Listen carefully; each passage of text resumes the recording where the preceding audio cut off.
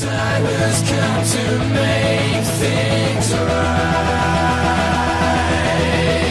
You and I must fight for our rights. You and I must fight to survive.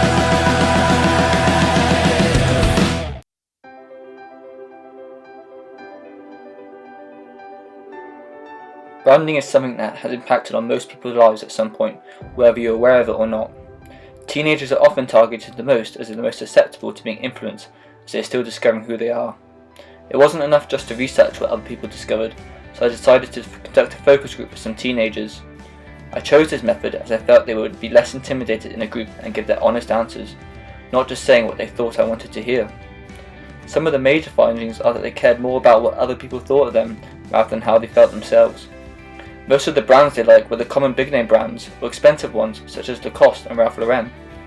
The most surprising discovery made was that they watched very little television, and they formed most of their opinions based on word of mouth, and that they found celebrity endorsement as the most effective way to advertise. After the focus group, I decided to conduct interviews with some of my fellow students to see how their attitudes towards branding and advertising had changed and why. Your JJ's and your trendy shops and that kind of thing. I was a fan of Bonds. You had to have Bonds. Crazy about JJ's and like your Supras. So I was about 16 to 17. I would shop at Sports Girl, David Jones. No, because everyone was doing it. Like all my friends at school were like JJ's into JJ's like skinny jeans and JJ's like graphic tees and stuff like that. So I guess that's probably why.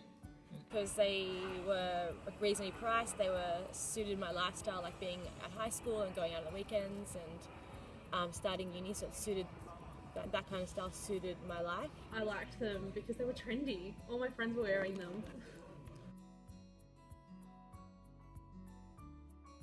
Well, because I work in fashion now, so I shop where I kind of work, so I wear lots of Camilla, I wear Camilla Mark. Now I'm much into online shopping, so like ASOS, which is like the biggest one that I use.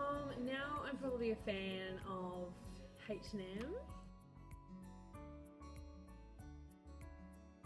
Because I've gotten older, my style's changed. I think it's because I've gotten older, and yeah, my style has changed a lot, and I feel like ASOS just represents that. Because now they suit my lifestyle because I need more of a corporate look. For my other jobs, and I guess my income's changed, so as you make more money you can spend more money on nicer clothes. I like really like humorous but not like crude humor, and really clever, like underlying cleverness to an ad. Like Instagram advertising, actually seeing it on the person is the most effective. Subtle advertising. It's kind of those things that make you watch, but you're not really paying attention to the message.